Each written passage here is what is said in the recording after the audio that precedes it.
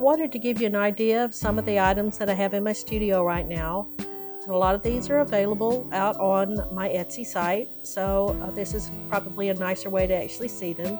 I have a lot of my stick and twig jewelry. A lot of my jewelry is inspired by nature, and you can see coral inspired pieces here, fancy pearls, along with sticks and vine and leaf motifs.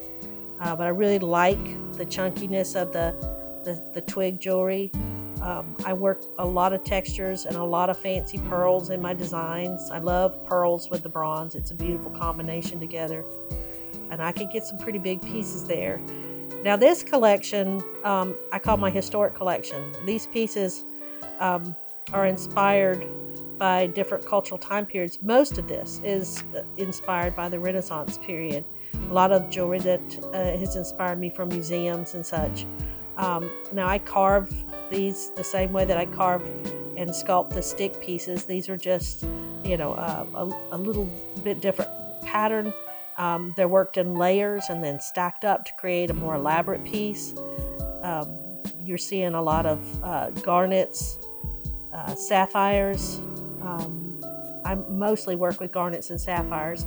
This is part of the collection. These are smaller necklaces. A lot of people use these for stacking, but they're actually one of my best sellers.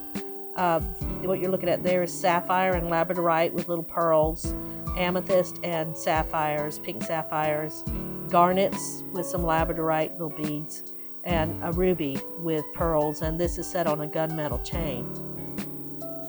Another collection that I have, this is a little bit more modern, or a little more chic, I think. They're definitely statement pieces. They're bigger pieces. They're very textural, and I've worked these together with goat lace to make the leather fringe that's incorporated into a lot of the necklaces. And this goat lace is really soft. When I'm not using the goat lace, I use a cork strapping that comes from Portugal, and some more post earrings. I get a lot of requests for post earrings these days, so I'm trying to do more of those, so it's not just all, wire dangle earrings. For those of you that love bracelets, I've got a lot of bracelets made up these days. These top ones here I really like. They're big, chunky bracelets. The toggle is actually the focal point. I use a lot of texture here, and the toggle bar is actually little beetles or bugs on a couple of them anyhow. Every fall I go to the botanical gardens and I collect the end of the year kind of pods, dried up pods and botanicals, and I use those to create textures from the metal clay that I use. It's one of my favorite things to do. I always look forward to the fall to collect new textures. It really inspires me to get in the studio and come up with some new ideas and new pieces.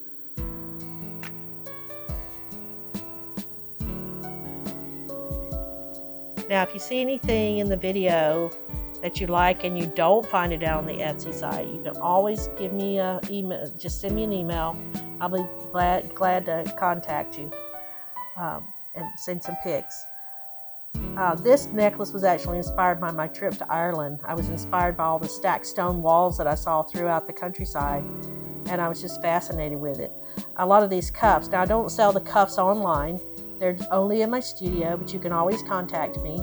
Mostly because the cuffs, you have to try them on. They're not like silver or copper cuffs that you can squeeze closed. Bronze is very hard, so you have to try the bracelet on to see if it fits, but I'll be glad to work with you on that. Now, a few more items in my front window. I have some what I call my bigger pieces here. There's another stick and pearl collar, and that piece is I make to order. The owl is part of my totem animal collection. I have these feathers that's actually we'll come back to that one in just a second. We'll pan over here and look at this bear. The bear is a big statement piece. This is also part of that totem animals collection. That little salmon underneath the bear's mouth is color pencil on bronze, and it's a naturally shed deer antler at the bottom. The other feathers that you see, this is all color pencil on top of the bronze. I literally color right into the metal, and then I seal it with an acrylic. And these are really beautiful pieces. I enjoy doing that. I've been collecting feathers since I was a kid. Well, I hope that helped you get an idea of the kind of work that I do.